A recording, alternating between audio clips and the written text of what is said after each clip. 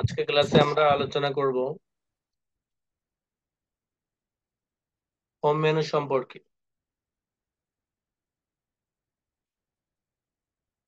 Home মেনুতে আমরা কি কি কাজ করতে পারবো। আমরা ইতিমধ্যে 4টি ভাষা টাইপ করতে শিখেছি। 4টি ভাষা আবার একত্রে টাইপ করাও শিখেছি। কি বলেন, শিখেছি কিনা?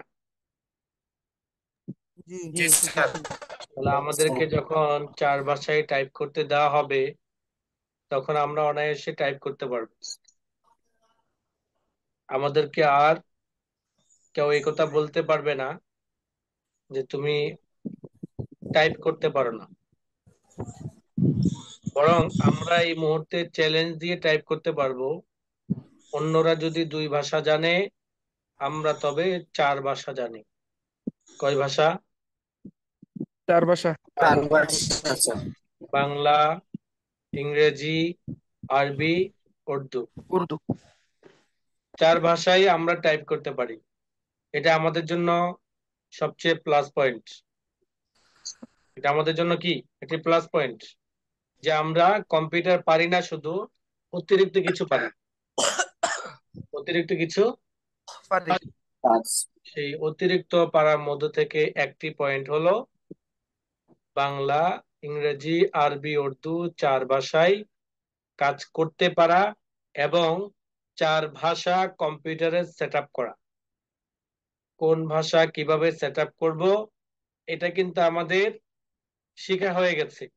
কিভাবে আমরা আরবি সেট আপ করবো, কিভাবে আমরা উর্দু সেট আপ করবো, কিভাবে আমরা বাংলা সেট আপ করবো, এগুলো কিন্তু আমরা জানি। আর ইংরেজিটা ডিফল্ট ভাবে অটোমেটিক ভাবে থাকে। কম্পিউটার যখন সেট আপ দেওয়া হয় তখন অটোমেটিক ভাবে ইংরেজিটাও কি চলে আসে। এর জন্য ইংরেজিটা আমার আলাদাভাবে সেট আপ করার দরকার নেই। এখন দেখেন, আপনি 4 ভাষায় কম্পোজ করতে জানেন। কম্পোজের পরে এই কম্পোজের লেখাগুলোকে সাজাইতে হবে। কি করতে হবে? সাজাইতে হবে। এই সাজানোর জন্য আপনাকে যে কাজটি করতে হবে সেটা হলো কমান্ড গুলো জানতে। আপনি বউ সাজাবেন, কি সাজাবেন? বউ। বেটা মানুষ তার বউ সাজাতে পারে না, জামাই সাজাবেন। ঠিক আছে? যখন জামাই সাজাবেন, বর, এই বরকে যখন সাজাইতে যাবেন তখন কোন ক্রিমের কি কাজ করে এটা যদি আপনি না জানেন তাহলে আইব্রোটা লাগাই দিবেন কোথায়? চুলে। আর চুলের কলবের ইয়েটা লাগাই দিবেন কোথায়? আইব্রোতে, দাড়িতে। হ্যাঁ। এটা কি কারণ? মেকআপ না জানার। সম্পর্কে ধারণা না থাকার কারণ। অর্থাৎ কোন মেকআপ বক্স কি কাজ করে, কোনটি সাদা করে, কোনটি ডিপ কালার করে, কোনটা লাইট কালার করে, কোনটা স্কিনটাকে ফ্যাকাশ কালার করে, কোনটা স্কিনটাকে খুব মোলায়েম করে, এগুলো যদি আপনি না জানেন তাহলে আপনি কাজ করতে বা মেকআপ দিতে পারবেন না। তাহলে এগুলো হলো আমাদের জানা বিষয়। অর্থাৎ লেখা হলো আমার মেন পার্সন।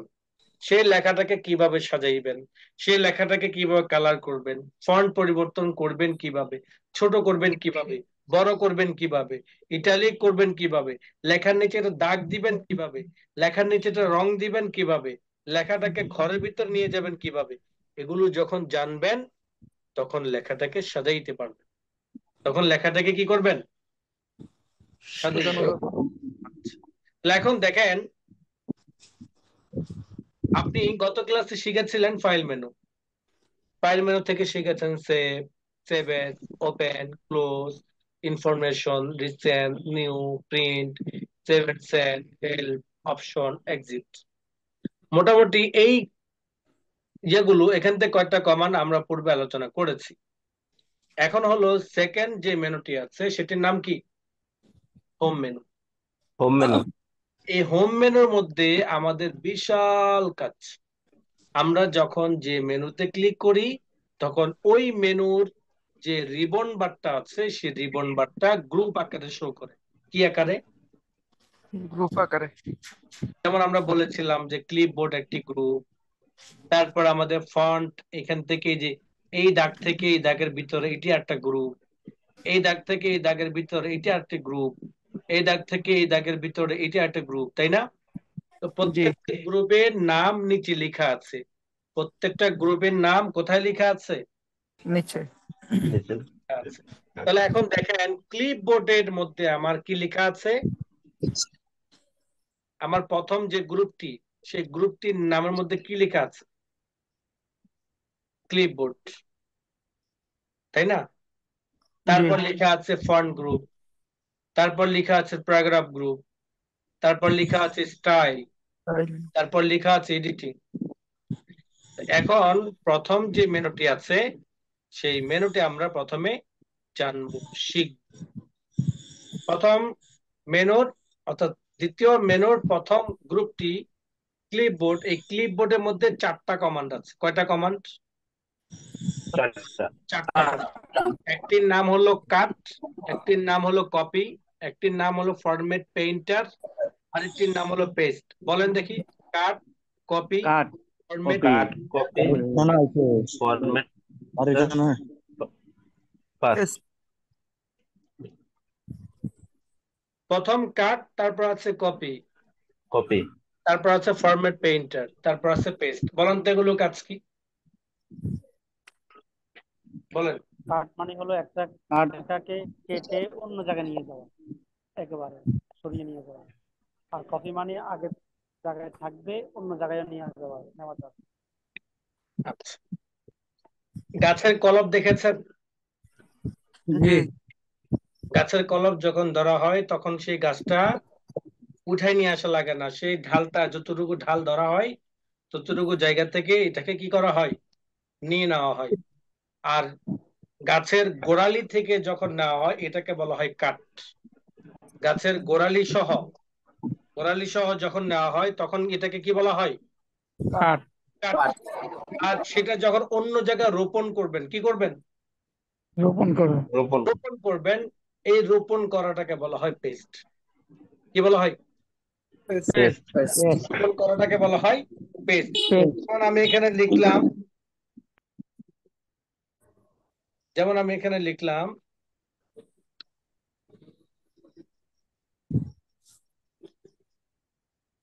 দেখেন আশরাফ আকরাম লিখলাম, তার মানে হলো আমার আকরাম শব্দটাকে আমি শুরুতে নিয়ে আসতে চাই। কোথায়? শুরুতে। শুরুতে নিয়ে আসতে চাই। তা আমি যদি আকরাম শব্দটাকে শুরুতে নিয়ে আসতে চাই, তাহলে আমার মাউস পয়েন্টার দিয়ে এভাবে মার্ক করতে হবে। কি করলাম? মার্ক করলাম। মার্ক। এটার নাম হলো সিলেক্ট। কি সিলেক্ট। নাম? সিলেক্ট। সিলেক্ট। আমরা বলি না এই কারা কারা উপরে জামাতের জন্য সিলেক্ট হয়েছে, বলি না? জি সিলেক্ট তো বুঝতে পেরেছেন, নির্বাচন। জি Select। তো এখানে দেখেন সিলেক্ট করার নিয়ম হলো যখন শুরু মাউসটাকে ধরে ক্লিক করে সোজা ডান দিকে যখন মাউসটাকে ডান টান দিব, তখন এই লেখাটা কি হলো?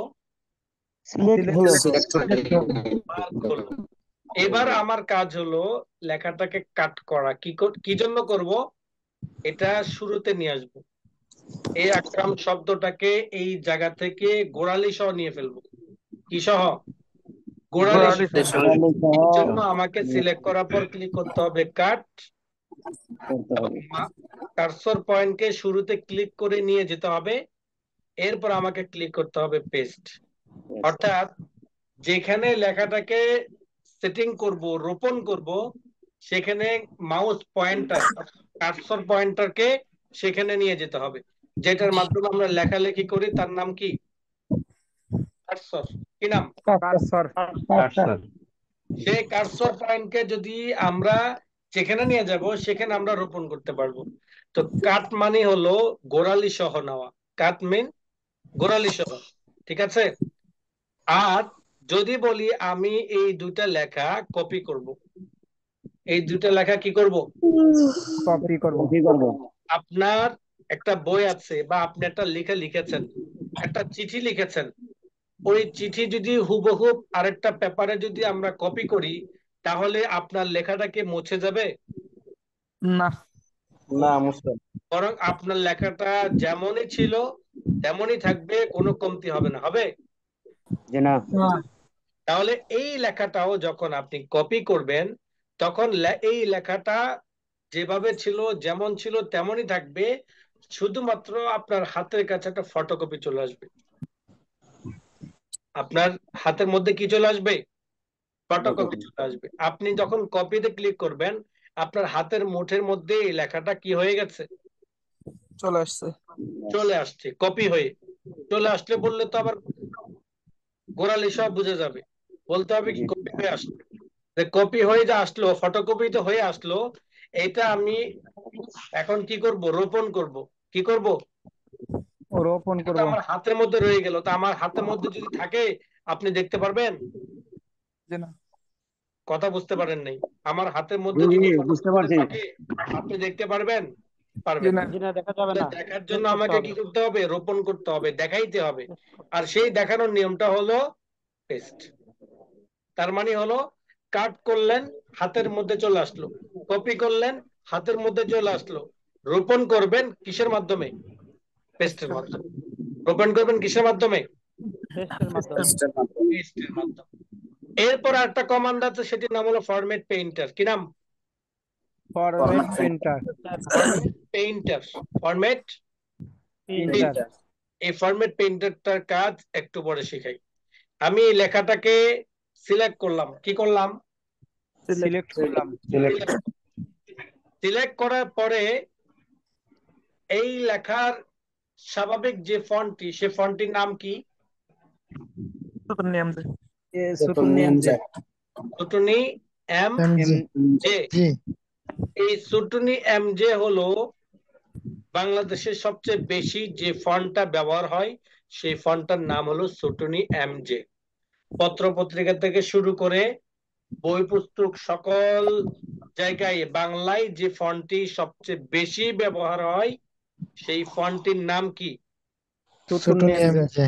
সুটুনি M J. MJ. Bijoy, Bijoy software, Bijoy software যিনি আমাদের সামনে নিয়ে আসছেন, যদিও বা এটা ইতিহাস একটু ভিন্ন রকম, তবে যাকে বিজয় সফটওয়্যারের প্রতিষ্ঠাতা বলা হয় বা বিজয় কম্পিউটার্স এর যিনি প্রতিষ্ঠাতা, তার নাম হলো মোস্তফা জব্বার। কি নাম? মোস্তফা জব্বার। মোস্তফা জব্বার। তিনি বর্তমানে আইটির এর উপর মন্ত্রণালয়তে তিনি মন্ত্রী, সম্ভবত মন্ত্রী হিসেবে আছেন বা উপদেষ্টা হিসেবে আছেন। তো বলার বিষয় হলো টুটুনি এটির নাম, উনি নাম দিয়েছেন।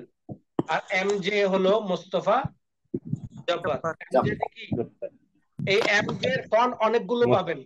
শুরুটি এম জি, এম জে, তারপরে আহ সুটুনি এম জে, সুটুনি ও এম জে, এরকম অনেকগুলো ফন্ট পাবেন।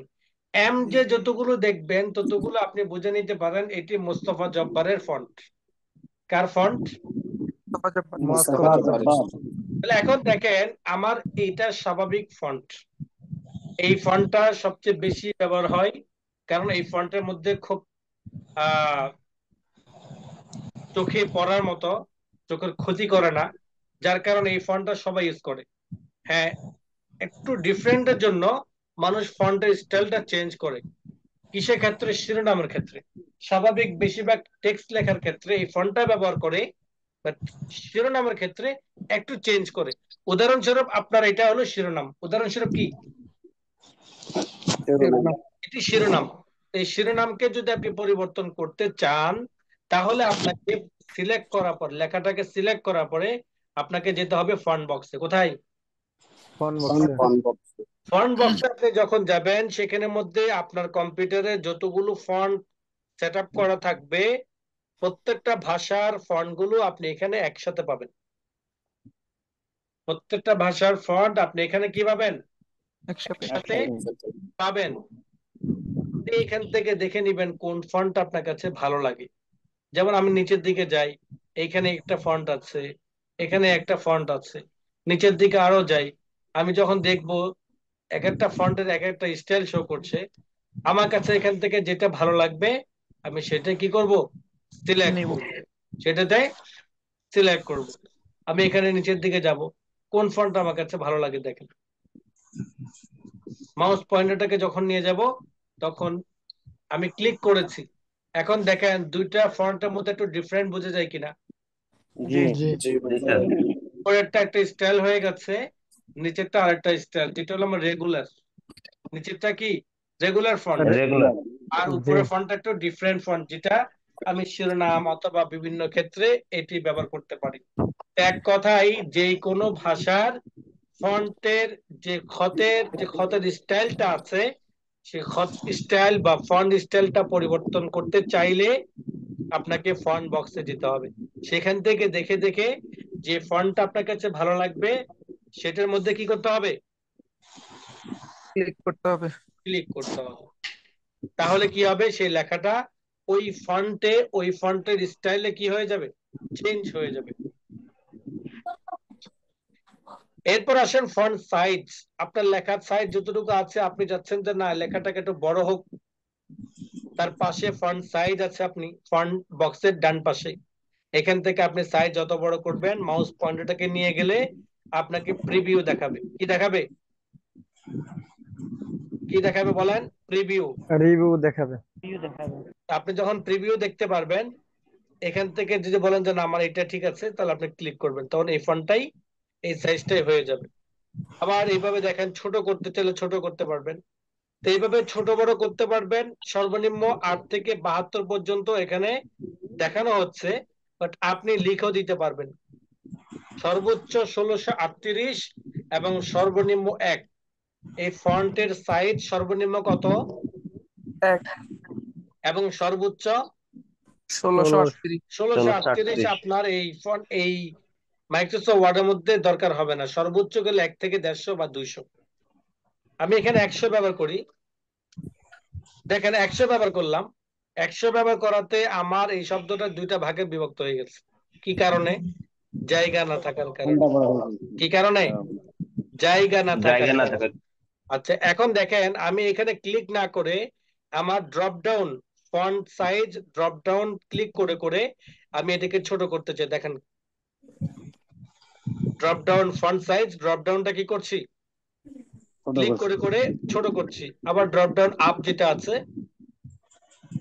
তখন এটার মাধ্যমে কি করতে পারছি, বড় করতে পারছি।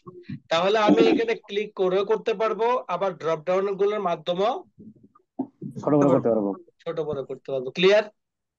জি জি স্যার।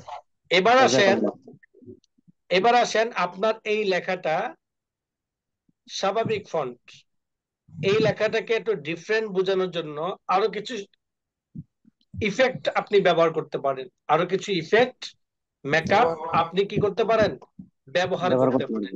যেমন লেখাটাকে সিলেক্ট করার পর যদি আপনি বোল্ডে ক্লিক করেন, তখন স্বাভাবিক থেকে একটু ডিফারেন্ট বোঝা যাবে। কেমন বোঝা যাবে আমি আপনাকে আর একটু দেখাই। এটাকে কপি করে নিলাম, দেন পেস্ট করে নিলাম। কন্ট্রোল সি দিয়া কপি এবং কন্ট্রোল ভি বাটন দিয়ে কি পেস্ট। দেখেন এখন আমি এটাতে সিলেক্ট করলাম, দেন চশমাওয়ালা যে বি আছে সেই বিতে ক্লিক করলাম, যেটির নাম হলো বোল্ড। Bold bold. দেখেন যখন আপনি লেখাটা ক্লিক বোল্ডে ক্লিক করবেন, তখন স্বাভাবিক থেকে একটু ডিফারেন্ট দেখা যাবে, মানে একটু বোল্ড টাইপের দেখা যাবে, মোটা দেখা যাবে, একটা বোল্ড। পটকা মাছ চিনেন তো? তো এই বোল্ডটা কখন কোন ক্ষেত্রে ব্যবহার করে, বিশেষ বিশেষ কিছু লেখা অথবা শিরোনামগুলোতে এই বোল্ডটা ব্যবহার করা হয়। আবার দেখবেন যে কিছু কিছু ক্ষেত্রে লেখাগুলো একটু বাঁকা টাইপের হয়। যেমন আপনি একটা উপন্যাস লিখছেন, কি লিখেছেন, উপন্যাস। সেই উপন্যাসের মধ্যে যিনি প্রধান, তিনি যদি কারো কাছে চিঠি লিখেন অথবা একজন আরেকজনের মারফত কোনো চিঠি লিখেন, সেই চিঠির লেখাগুলো কেমন হয় বলেন তো? একটু বাঁকা টাইপের হয়। গুড, একটু বাঁকা টাইপের হয়। যারা উপন্যাসে বই পড়েন না, এই যুগের পোলাপাইন তো পড়ে না। আমাদের যুগে তো পোলাপাইন তো সারাক্ষণ বন্ধের সময় এইসব উপন্যাসগুলো, কত আধা রাতের বন্দিনী, তারপরে আরো কত, ওই সময় তো অনেকগুলো ইয়ে ছিল, বই ছিল। হ্যাঁ, তো এই বইগুলো এই বইগুলো খুব পড়া হতো সবার। এখন আর এটা না, এখন হলো মোবাইলের যুগ। বন্ধ হয়েছে তো মোবাইল হাতে, বন্ধ হয়েছে তো মোবাইল হাতে। আর আগের যুগের বন্ধ হয়েছে তো বই হাতে, গল্পের বই, উপন্যাস। উপন্যাস। মোবাইল টিপে স্যার। আচ্ছা, এখন দেখেন এই যে লেখাটাকে একটু বাঁকা করা হয়, তার মানে হলো বিশেষ বিশেষ কিছু জায়গায় লেখা একটু বাঁকা করা হয়। এটা একটা ইফেক্ট, এটা একটা স্টাইল, এটা একটা মেকআপ। ওকে, তো এই সেটা কোথায় পাবেন? সেটা হলো আপনি ইটালিকে পাবেন, আই। আপনি যখন আইতে ক্লিক করবেন তখন দেখবেন যে এটি ইটালিক হয়ে গেছে। আমি এখানে আরেকবার কপি করলাম, দেন এইটাতে আমি ক্লিক করলাম আইতে। ফলে দেখেন আমার এইটা আর এইটা আর এইটা তিনটার মধ্যে একটু ডিফারেন্ট বোঝা যাচ্ছে। একটা জি বাঁকা, একটু একটা বোল্ড, একটা রেগুলার, তাই না? জি জি স্যার। তাহলে এখন দেখেন এই বাঁকাটা কোন ক্ষেত্রে ব্যবহার করে? সব জায়গায় না, বিশেষ বিশেষ কিছু লেখার ক্ষেত্রে হয়তো বোল্ড হিসেবে ব্যবহার করে, অথবা কোথাও কোথাও আবার বোল্ড ব্যবহার না করে ইটালিক করে। আবার কোথাও কোথাও বিশেষ লেখাগুলোকে ইন্ডিকেট করার জন্য ব্যবহার করা হয় আন্ডারলাইন। কি ব্যবহার করা হয়? আন্ডার স্কোর, যেটাকে বলা হয়। আন্ডারলাইনটা সেটা কোথায় পাবেন? ইউতে। কোথায়? আপনি যখন ইউতে ক্লিক করবেন তখন লেখার নিচে দেখবেন একটা আন্ডার স্কোর গেছে, একটা লাইন গেছে। বুঝতে পেরেছেন? জি দেখেন এই যে তিনটা লেখার মধ্যে তিনটা ইফেক্ট ব্যবহার করেছি। একটি ব্যবহার করেছি আমরা বোল্ড, একটিতে ইটালিক, আর একটিতে কি? আন্ডারলাইন। আন্ডারলাইন। তাহলে আরেকটা হলো স্বাভাবিক লেখা। চারটার মধ্যে চার ধরনের স্টাইল। একটা হলো রেগুলার, যেটার মধ্যে কোনো ধরনের ইফেক্ট ব্যবহার করা হয় নাই, কৃত্রিম কোনো ছোঁয়া সে পাই নাই। আরেকটার মধ্যে দেওয়া হয়েছে একটা আন্ডারলাইন, আরেকটার মধ্যে দেওয়া হয়েছে ইটালিক, আরেকটার মধ্যে দেওয়া হয়েছে বোল্ড। এই তিনটা হলো আমার ইফেক্ট। বিশেষ বিশেষ লেখাগুলোকে ইন্ডিকেট করার জন্য এই তিনটা ইফেক্ট ব্যবহার করা হয়। তিনটা কমান্ড বা তিনটা মেকআপ কি করা হয়? ব্যবহার করা। আবার কোথাও কোথাও আপনি দেখবেন পূর্বের প্রাইসটাকে একটা দাগ দিয়ে কেটে দেওয়া হয়, নতুন প্রাইসটাকে একটা টিকমার্ক দিয়ে বোঝানো হয়। দেখেছেন? জি অর্থাৎ আমি তো লেখার নিচে দিয়েছি আন্ডারলাইন, ফলে এটা বিশেষ লেখা হিসেবে দ্রষ্টব্য। কিন্তু আপনার এই লেখার নিচে যদি মাঝ বরাবর একটা দাগ দেওয়া হয় তখন কিন্তু এটা বিশেষ লেখা হিসেবে ধর্তব্য নয়। হয় না। কেননা হয় না? এটা মাঝখানে দাগ দেওয়া মানে হলো এটা পরিবর্তন হয়ে গেছে। সেই দাগটা কোথায় পাবেন? সেটা পাবেন স্টিক। দেখেন স্টিক যখন ক্লিক করবেন তখন কি হবে? বরাবর তখন মাঝ বরাবর দাগ পড়বে। মাঝ বরাবর দাগ পড়া মানে হলো এই লেখাটাকে কাটা হয়েছে, এটি ভুল হিসাবে নতুন এই লেখার পরিবর্তে হয়তো লেখা আসছে। এরকম কিছু লেখাও আপনার থাকবে যেগুলো গ্রাহককে, পাঠককে বোঝানোর জন্য, পাঠককে বোঝানোর জন্য লেখক এইভাবে কি করে থাকেন? লিখে থাকেন। বুঝায় থাকেন। হ্যাঁ, তো এইভাবে বোঝানোর জন্য, যেহেতু লেখক ওখানে প্রেজেন্ট নেই কিন্তু ওনার বই ওনার পাঠকের কাছে আছে, এর জন্য লেখক নিজের ভাষাটাকে এইভাবে ইফেক্ট গুলোর মাধ্যমে বা কমান্ড গুলোর মাধ্যমে তিনি তার পাঠকের কাছে বুঝাচ্ছেন। ক্লিয়ার? জি তাহলে এই যে চারটা দিয়ে চারটা ইন্ডিকেট বোঝানো হয়েছে, ক্লিয়ার? জি আসেন এবার পরবর্তী অপশনে। পরবর্তী দুটি কমান্ড দেখতে পাচ্ছেন, এই দুটি কমান্ড মূলত হলো আমার গণিতের ক্ষেত্রে আমরা ব্যবহার করি। এ স্কোয়ার টু বি স্কোয়ারের যে টু নিচেরা থাকে উপরে থাকে, আপনারা যারা গণিতের কাজ করেন তারা বুঝতে পারবেন। জি এই যে কোনো একটা বর্ণমালা নির্দিষ্ট লেখার উপরে কিংবা নিচে কিভাবে করবেন, সেটা হলো এই দুইটা কমান্ড। সেটা হলো এই দুইটা কমান্ড। যেমন আপনি লিখলেন আমার, আমার দিয়ে আপনি এখানে একটা ফুটনোট ব্যবহার করতে চান। যেমন আপনি এখানে দিলেন ওয়ান, কি দিলেন? ওয়ান। এই ওয়ানটাকে সিলেক্ট করে আপনি সুপার স্ক্রিপ্ট দিলেন, সাবস্ক্রিপ্ট, সুপার স্ক্রিপ্ট। আপনি যখন সুপার স্ক্রিপ্ট ক্লিক করবেন তখন দেখবেন যে আপনার একটা কোথায় চলে গেছে? উপরে চলে গেছে। আমার মাথায়। চলে গেছে। তাহলে এখানে যখন একটা থাকবে আপনি তখন বুঝতে পারবেন এটি একটু ফুটনোট, এটা টিকা নাম্বার, তাই না? জি, এটা ঠিক ঠিক আছে। টিকা নাম্বার। ঠিক আমার আছে। দিয়ে আমি এখানে বুঝাইলাম যেমন আকরাম, যদিও বা আমরা ফুটনোট অটোভাবে দিয়ে থাকি, কিন্তু ফুটনোটের মতো একটা এক্সাম্পল আপনাকে বোঝানোর জন্য, যদিও বা আমরা এই সাবস্ক্রিপ্ট সুপারস্ক্রিপ্টটা মূলত আমরা ওই এ স্কোয়ার টু বি স্কোয়ারের গণিতের যে সকল কাজগুলো করি সেই ক্ষেত্রে আমরা ব্যবহার করি। এইখানে আপনাকে আমি এটা বোঝাচ্ছি যে এই যে ফুটনোটের যে নাম্বারটা দেখতে পাচ্ছেন, যেমন এটা উপরে দেখা যাচ্ছে, এটা ম্যানুয়ালি এই ধরনের যদি আপনি চান ব্যবহার করতে, তাহলে এইভাবে করতে পারবেন। আর যদি সাবস্ক্রিপ্ট দেন তখন এটা চলে আসবে কোথায়? নিচে। নিচে। নিচে। এই সাবস্ক্রিপ্ট এবং সুপারস্ক্রিপ্টের মূলত কাজ হলো এইটা, কোন একটা লেখা, কোন একটা বর্ণমালা লেখার উপরের দিকে কিংবা নিচের দিকে সেট করার জন্য এটি ব্যবহার করা হয়। সুপারস্ক্রিপ্ট আর সাবস্ক্রিপ্ট। জি। এরপর আসেন টেক্সট ইফেক্ট। টেক্সট ইফেক্ট, এটা লেখার মধ্যে আপনি কিছু ইফেক্ট বসাইতে পারবেন। মানে স্বাভাবিকভাবে আপনি লেখাগুলো লিখেছেন, কিন্তু আপনি যদি চান যে লেখাগুলো ভিন্নভাবে করবেন, যেমন আমার এখানে কিছু স্টাইল আছে, একটা স্টাইল নিলাম, দেন আমি এখানে লিখলাম আকরাম, তাহলে আমার উপরের লেখা থেকে নিচের লেখাটা একটু ডিফারেন্ট।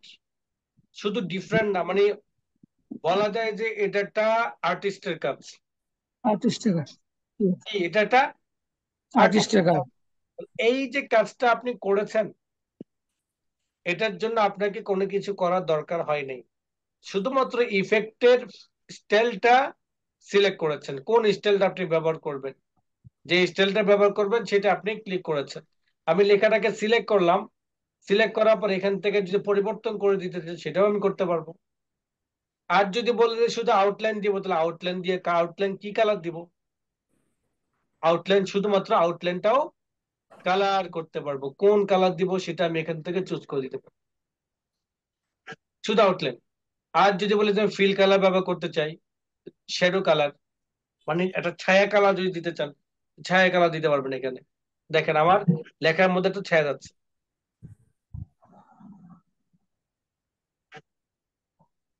আবার রিফ্লেকশন যদি দিতে চান, অর্থাৎ পানির, পুকুর পাড়ে যখন দাঁড়িয়ে থাকলে যেমন আপনার প্রতিচ্ছবি যেমন পানির মধ্যে থাকে, রিফ্লেকশনের মূলত কাজ হলো এমনটাই।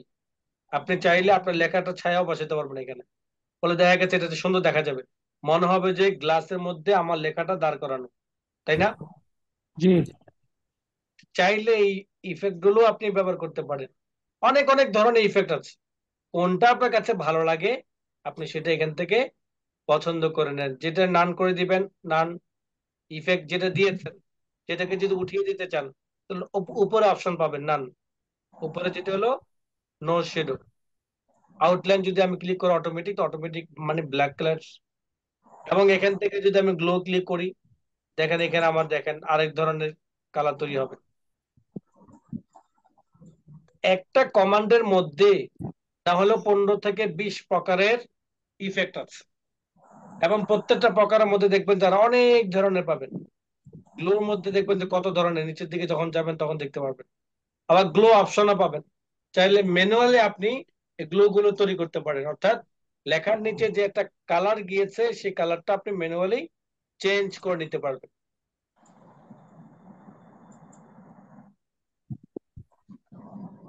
এরপর আসেন হলো হাইলাইট কালার। আন্ডারলাইন একটা কালার করেছি, বোল্ড, ইটালিক, বিশেষ ক্ষেত্রে লেখাগুলো ইন্ডিকেট করার জন্য আমরা ইফেক্ট গুলো ব্যবহার করেছি। এখন দেখেন আরেকভাবেও কালার করেও আমরা লেখাটাকে হাইলাইট করতে পারি। যেমন আমার এই লেখাটাকে আমি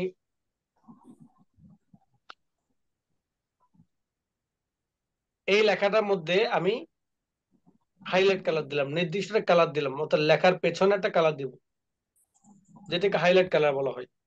এই যে হাইলাইট কালারটাও, এটাও কিন্তু আমাদের লেখাটাকে ইন্ডিকেট করার জন্য বোঝানো হয়, অথবা কোন লেখাটাকে সিলেক্ট করে এভাবে রেখে দেওয়ার জন্য যাতে চোখের নজরে বাজে। আর এই ক্ষেত্রে আপনি লেখাগুলোকে এই হাইলাইট কালার থেকে টেক্সট হাইলাইট কালার থেকে পরিবর্তন করতে পারবেন। আবার যদি সিলেক্ট করেন হাইলাইট কালার থেকে যদি নো কালার দেন তখন আবার এই হাইলাইট কালারটা চলে যাবে। যদি ফন্ট কালার, একটা হলো হাইলাইট কালার যেটা হলো লেখার নিচে জমিনটা কালারটা পরিবর্তন করা বা মার্ক করে দেওয়া মার্কার পেন দিয়ে। আরেকটা হলো ফন্ট কালার, সেই ফন্ট কালারটা হলো লেখা কালার। ফন্ট মানে কি? লেখা। লেখা কালার যদি করতে চান তাহলে আপনাকে ফন্ট কালার ক্লিক করতে হবে। আপনি এখানে দেখেন ফন্ট কালার মধ্যে ওয়ান কালার আছে, এক কালার করে অনেকগুলো কালার আছে। কোন কালারটা আপনার কাছে ভালো লাগে সেই কালারটাই আপনি সিলেক্ট করেন বা ক্লিক করেন। ভিডিও অফ করেন। ভিডিও অন করেছেন কে?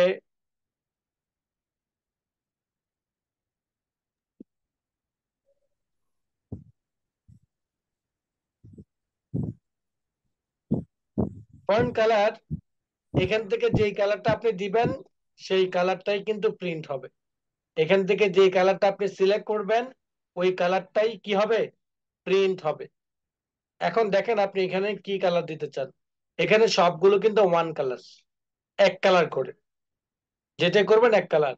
কিন্তু আপনি যদি চান আপনার এই লেখার মধ্যে গ্রেডিয়েন্ট কালার তৈরি করবেন। গ্রেডিয়েন্ট বলা হয় একের অধিক মিক্স কালার দিয়ে যেই শেডটা বের হয় এটা মূলত গ্রেডিয়েন্ট কালার। তো স্বাভাবিকভাবে আপনি ফন্টের লেখার ক্ষেত্রেও গ্রেডিয়েন্ট কালার ব্যবহার করেও কাজ করতে পারবেন, যেটার জন্য আপনাকে আলাদা টেক্সট ইফেক্ট ব্যবহার করার প্রয়োজন হবে না।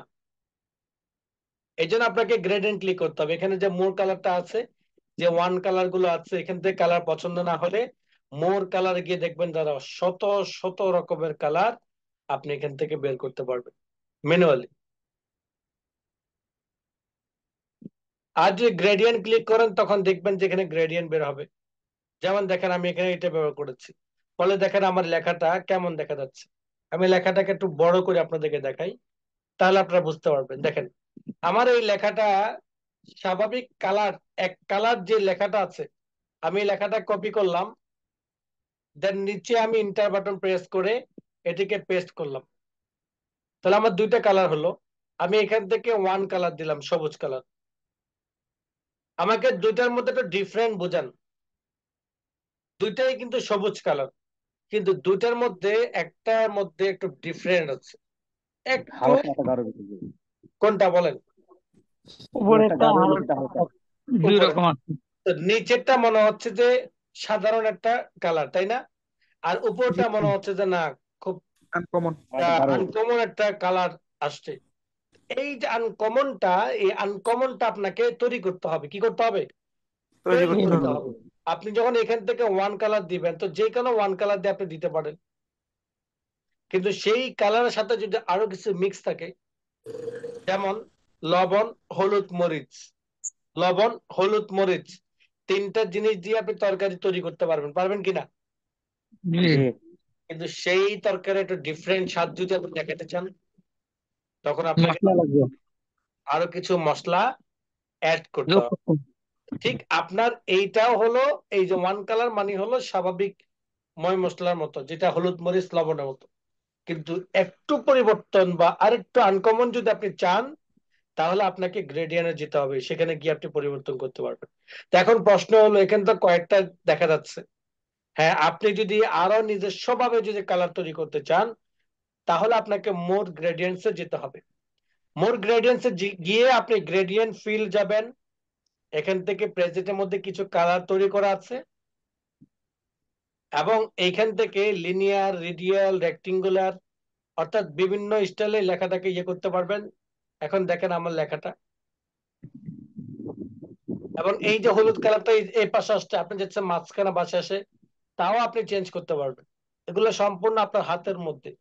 আপনি এখান থেকে পরিবর্তন করেন কিভাবে? এই যে মাথাগুলো দিয়ে, এগুলোকে স্টপার বলে।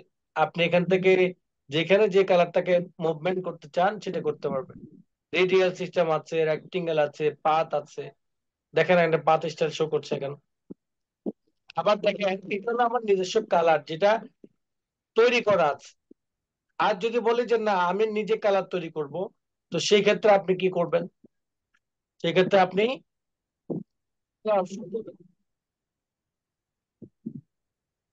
পাঁচ।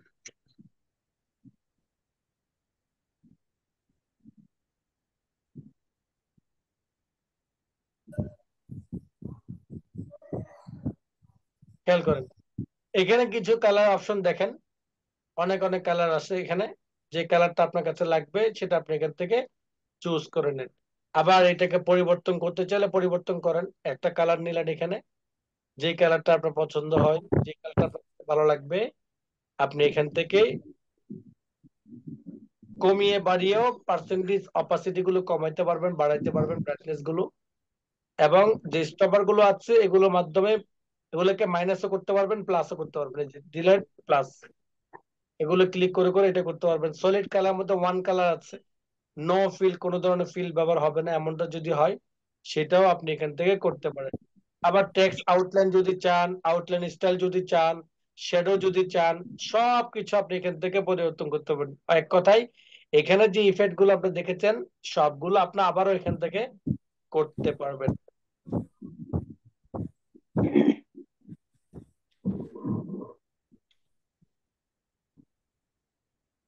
এগুলো তো এখন মানে দেখেন এই যে আমরা ফন্ট কালার স্বাভাবিকভাবে বলতে পারতাম একটা কালার দিয়ে শেষ, কিন্তু এটার ভিতরে যে কত কত নতুনত্ব আনা যায় এটা যদি আপনাকে না বলি তাহলে আপনার ভিতরে কিছু কমতি থেকে যাবে। আর আপনার কমতির পিছনে সবচেয়ে বড় অবদান হলো আমার। কারণ আমি আপনাকে বলি নাই, আমি আপনাকে না বলাতে আপনিও শুধু ওয়ান কালার দিয়ে ব্যবহার করে গেছেন, কিন্তু একটু ডিফারেন্ট যে আপনি দিতে পারবেন আপনার ক্লায়েন্টকে, ক্লায়েন্ট যেতে খুশি হবে, এইটার পেছনে দায়ভার হলো আমার। এই জন্য আপনাদেরকে বিষয়টা বুঝিয়ে দিলাম। এখন দায়ভার আপনাদের, আপনারা কেন দেন নাই, কেন দিতে পারেন নাই, কেন করেন নাই, সেটা আপনাদের বিষয়। স্যার আমি এই যে গ্রাইডেন্ডে যাওয়ার পরে এনে সব সাদার মতো মানে এক কালার আসতেছে এরকম। পয়েন্টের মধ্যে গ্রেডিয়েন্ট অপশন থাকতে হবে, যারা এই ভার্সন ব্যবহার করছেন তাদের 100% থাকবে, যারা অন্য ভার্সন ব্যবহার করছেন তাদের নাও থাকতে পারে। আচ্ছা, এরপর আসেন এই যে ফন্ট যে গ্রুপটি আছে সেই ফন্ট গ্রুপের মধ্যে আমাদের দুইটা কমান্ড বাকি। কয়টা কমান্ড? দুইটা। দুইটা। এছাড়া বাকি সবগুলো আলোচনা হয়েছে। একটি হলো চেঞ্জ ক্যাচ, আরটি হলো কি ক্লিয়ার, ক্লিয়ার ফরম্যাটিং। তো ক্লিয়ার ফরম্যাটিং যেটা সেটা বোঝানোর আগে আপনাকে ক্লিপ বোর্ডের একটা পয়েন্ট বাদ দিয়েছিলাম, মনে আছে? জি। জি। আপনাকে বলেছিলাম ফরম্যাট পেইন্টারটা আমি একটু পরে শিখাবো। তো সেই পরের বিষয়টা হলো এখন যে আপনার এই স্টাইলটা বা এই স্টাইলটা মানে এইখানের মধ্যে যে সাইজ, যে ধরনের ইফেক্ট গুলো, যে ধরনের ফন্ট কালার, গ্রেডিয়েন্ট, টেক্সট যা যা ব্যবহার করা হয়েছে তা আমি আরেকটা লেখার মধ্যেও বসাতে চাই। ওই লেখাটার মধ্যে গিয়ে যদি আমি এগুলো করতে যাই তাহলে এখানে কি কি কমান্ড গুলো ব্যবহার করা হয়েছে এটাও আমার মুখস্থ রাখা দরকার হবে। কিন্তু আমি এটাকে মুখস্থ না রেখে চাচ্ছি এটার মধ্যে যা ব্যবহার করা হয়েছে তা আমি আমার এই লেখার মধ্যেও বসাতে চাই। তাহলে আমাকে কি করতে হবে? এই লেখার মধ্যে থেকে আমাকে ক্লিক করতে হবে ফরম্যাট পেইন্টার। ফরম্যাট পেইন্টার মানে হলো এটাও কাটকপির মতো, বাট এইটা যখন যেই লেখার থেকে আপনি ইফেক্টটা নিবেন সেই লেখার মধ্যে থেকে যদি আপনি ফরম্যাট পেইন্টারে ক্লিক করেন হাতের মধ্যে একটা ব্রাশ চলে আসবে। এবার আপনি ড্র্যাগ করবেন, যেই লেখার মধ্যে এটি বসাবেন সেই লেখার মধ্যে ক্লিক করলেই তখন দেখবেন যে সেই লেখার স্টাইল, সাইজ, পরিবর্তন সবকিছুই ওইটার মতো হয়ে যাবে যেটার মধ্যে থেকে আপনি ফরম্যাট পেইন্টারে একটা কি নিয়ে আসছেন বা কপির একটা ইফেক্ট নিয়ে আসছেন। তাহলে এখন দেখেন আমার এই যে লেখাটার স্টাইলটা সেটা কিন্তু আমার এটার মধ্যে চলে আসছে। তো ফরম্যাট পেইন্টার মূলত কাজ হলো আপনি কোন একটা লেখার যেই গুণগুলো আছে সেই গুণগুলো অন্য একটা লেখার মধ্যে যদি বসাইতে চান তাহলে আপনি ফরম্যাট পেইন্টারের মাধ্যমে বসাইতে পারবেন। স্যার কষ্ট করে এটা আরেকবার বললে ভালো হইতো। যেমন আমি আমার এই স্টাইলটা এটার মধ্যে বসাতে চাই, তো এই স্টাইলের মধ্যে থাকার পরে কার্সর পয়েন্টকে এখানে রাখার পরে চাইলে সিলেক্ট করতে পারে, চাইলে শুধুমাত্র লেখার উপর রাখতে পারে, কোনো সমস্যা নেই। দেন ক্লিক করেন ফরম্যাট পেইন্টার। এরপর আপনি এই লেখাটাকে এইভাবে ধরে সিলেক্ট করলেই লেখাটা চেঞ্জ হয়ে যাবে। এটা হলো আমার ফরম্যাট পেইন্টের কাজ। এবার আসেন ক্লিয়ার ফরম্যাটিং। ক্লিয়ার ফরম্যাটিং হলো আমি যে আমার এখানের মধ্যে সাইজ পরিবর্তন করেছি, বোল্ড করেছি, গ্রেডিয়েন্ট ব্যবহার করেছি, আরো কত ধরনের কাজ করেছি। তা আমি চাচ্ছি যে সবকিছু মুছে ফেলবো। মানে আমি কিন্তু প্রথমে আপনাকে বলেছি লেখাটাকে মেকআপ দেওয়া, আর মেকআপ দেওয়ার ক্ষেত্রে মেকআপের অনেকগুলো পাউডার আছে, সেই পাউডার গুলো সম্পর্কে ধারণা রাখা। এই পাউডার কোনটার কি কাজ করে সেটা সম্পর্কে জানলাম, দেন আমরা একবার ট্রাই করলাম এগুলো, এই ইফেক্ট গুলো, এই মেকআপের যে সকল ইয়েগুলো আছে, ক্রিম গুলো আছে, ওই সকল ক্রিম গুলো দিয়ে কি করলাম, ট্রাই করলাম আমরা যে কেমন হয়, সাজাইতে গেলে কেমন হয়, আমরা একবার কি করলাম, ট্রাই করলাম, দেখলাম। এই যে ট্রাই করলাম, আমরা চাচ্ছি যে করতে মুখটাকে কি করে ফেলতে, দ্রুত করে ফেলতে। আগের মতো ফ্রেশ যদি করতে। আমরা দ্রুত করি তাহলে কি হবে, আমার আগের ফেসটা ফিরে আসবে, আগের চেহারাটা কি ফিরে আসবে, আগের চেহারাটা নষ্ট হয়ে যাবে। বলেন ফিরে আসবে, নষ্ট হয়ে যাবে নাকি ফিরে আসবে? ফিরে আসবে। তো ঠিক আমাদের এই যে লেখাগুলোর মধ্যে যে আমি ইফেক্ট গুলো ব্যবহার করেছি, এটা কি স্বাভাবিক ফন্টের মধ্যে নাকি আমার একটু ডিফারেন্টের মধ্যে? ডিফারেন্টের মধ্যে। তাহলে আমাকে কি করতে হবে, স্বাভাবিক অবস্থায় ফিরে আনতে হবে। দেন আমি সবগুলো লেখাটাকে সিলেক্ট করলাম, আমি পানি দিয়ে আমার সকল লেখাগুলোকে ধুয়ে আমার আগের অবস্থা আনতে চাই, এর জন্য লেখাগুলোকে সিলেক্ট করলাম। এবার ক্লিক করলাম ক্লিয়ার ফরম্যাটিং। আমি যখন ক্লিয়ার ফরম্যাটিং ক্লিক করলাম, ঠিক প্রথম অবস্থা আমি যেভাবে লিখলে আমার লেখাগুলো হতো, ঠিক আগের চেহারাটা চলে আসছে, কোন ধরনের ইফেক্ট আর নাই। আছে নাই। ধরনের ইফেক্ট চলে গেছে। তার মানে হলো ক্লিয়ার ফরম্যাটিং আপনি ধরে নিতে পারেন পানি, কি পানি। পানি, অর্থাৎ মেকআপ করেছেন এরপরে পানি দিয়ে মুখটাকে ধুয়ে ফেলবেন, তাহলে মেকআপ সব চলে গেল, তাই না? ক্লিয়ার ফরম্যাটিং মানে হলো যত ধরনের ফরম্যাট ইউজ করা হয়েছে সব ধরনের ফরম্যাটটাকে আমি ক্লিয়ার করে দিলাম, দেন আগের অবস্থায় ফিরে আনলাম। ওকে, এবার আসেন সর্বশেষ যেই কমান্ডটি, সেটা হলো চেঞ্জ ক্যাচ। এটা হলো ইংরেজির জন্য। কিসের জন্য? ইংরেজির জন্য। আচ্ছা, আমি যদি আপনাকে একটা কাজ দিই, আমি যদি আপনাকে একটা কি করি, কাজ দেন। কাজ দিই, সেই কাজটা যদি আমি বলি যে সকল লেখাগুলো বড় হাতের লিখবা, সকল লেখাগুলো, ইংরেজি একটা কাজ দিলাম আপনাকে, এবং সেই কাজটা বলে দিলাম সকল লেখাগুলো বড় হাতে লিখবা। আপনি কি করলেন, সবগুলো লিখতে গিয়ে ছোট হাতে লিখে ফেললেন, সবগুলো লেখা কি করে ফেললেন, ছোট হাতের লেখা। এমন যদি হয় 1-2 লাইন হয় তাহলে তো আপনি পরিবর্তন করেই দিতে পারবেন, তাই না? আর যদি 100-200 পৃষ্ঠা হয় তখন কি করবেন বলেন? মাথায় বাড়ি নেই তখন, মাথায় বাড়ি পড়বে। কেন পড়বে? যে 200 পৃষ্ঠা কম্পোজ করে ফেলছি, এখন তো আমার স্যার বলতেছে এগুলা ছোট হাতের হবে না, বড় হাতের। এখন তো না জানার কারণে আবার সব লেখা কাইটা আবার নতুন করে বড় হাতের লিখতে হবে, তাই না? এবার আসেন, বড় হাতে তো লিখবেন, বড় হাতে যখন বলা হয় তখন তো বড় হাতে লিখবেন, কোনো সমস্যা নাই। কিন্তু বড় হাতে লিখবেনটা কিভাবে বলেন দেখি? বড় হাতে লেখার জন্য ক্যাপস লক মনে থাকবে তো? বড় হাতে লেখার জন্য, বড় হাতে লেখার জন্য কিবোর্ডে কি করতে হবে? ক্যাপস লক বাটনটা চালিয়ে রাখতে হবে, যদি সকল লেখা বড় হাতের হয়। আর যদি প্রত্যেকটা শব্দের প্রথম বর্ণমালা বড় হাতের হয়, তখন আপনাকে কি ইউজ করতে হবে? শিফট। কিভাবে করতে হবে? শিফট ব্যবহার করতে হবে। আর শিফট ব্যবহার করার নিয়ম কি? ডান হাতে লিখলে বাম হাতের কোন আঙ্গুল দিয়ে শিফট, আর বাম হাতে লিখলে ডান হাতে কোন আঙ্গুল দিয়ে শিফট, কনিষ্ঠ আঙ্গুল। মনে থাকবে? জি, ইনশাআল্লাহ মনে থাকবে না কার? মনে থাকবে না কার? থাকবে ইনশাআল্লাহ। যারা ঘুমায় তাদের, যারা জি ঘুমায় তাদের মনে থাকবে না, থাকবে? যারা ঘুমাচ্ছে এখন, যারা শুধু ক্লাসের মধ্যে শুধু এখন একটা ঘুমাচ্ছে, তাদের কি মনে থাকবে? থাকবে থাকবে না। না, স্যার, কারণ শুধু একটা তারা তো বল এই দিয়ে জগতে নাই, জি এই জি জগতে নাই, স্বপ্নের জগতে আছে এখন। ঘুমাচ্ছে। আচ্ছা, এবার আসেন, যদি এমনটা কখনো ঘটে, যদি এমন কখনো ঘটে, বড় হাতের বললে ছোট হাতে লিখে ফেলেন, অথবা ছোট হাতের বললে বড় হাতে লিখে ফেলেন, কখনো যদি এমনটা হয়, ঘাবড়ানো কিছু নাই, ইংরেজি আপনাকে এই সুযোগটা দিবে। ইংরেজির যতগুলো ফরম্যাটে লেখা হয়, প্রত্যেকটা ফরম্যাট চেঞ্জ ক্যাচের মধ্যে আছে। কোথায়? যেমন সেন্টেন্স ক্যাচ যদি বলেন, প্রত্যেকটা প্যারাগ্রাফের প্রথম বর্ণটি বড় থাকবে। দেখেন, আর যদি বলেন সবগুলো ছোট হাতে ছিল, এখন বড় হাতে করবে, তাহলে ক্লিক করে আপার ক্যাচ, তখন দেখবেন যে সবগুলো বড় হাতে চলে গেছে, হয়ে গেছে, কনভার্ট হয়ে গেছে।